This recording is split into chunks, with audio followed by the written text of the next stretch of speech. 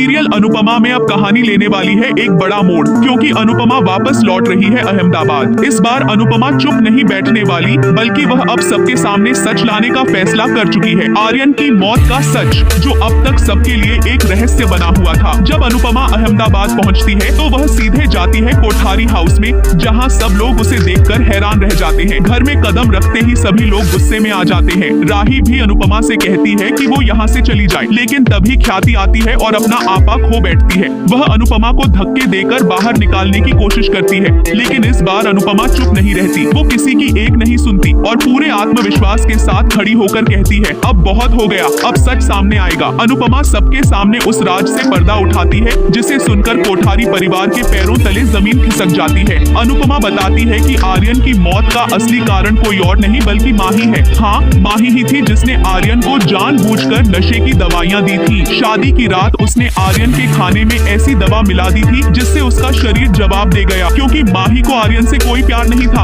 वो तो सिर्फ प्रेम को पाने का सपना देख रही थी। माही कोठारी हाउस की बहू बनना चाहती थी, लेकिन आर्यन के जरिए नहीं बल्कि प्रेम के जरिए। आर्यन उसके रास्ते का एक मोहरा था जिसे उसने हटा दिया, और अब धीरे धीरे माही बेचारी बहू बनकर प्रेम के करीब जा रही थी। लेकिन उसकी असलियत अब सबके सामने आ चुकी है। माही, जो अनुपमा को देखकर घबरा गई थी, अब पूरी तरह बेनकाब हो चुकी है। कोठारी परिवार, जो अब तक अनुपमा को दोषी मान रहा था, स्तब्ध रह जाता है।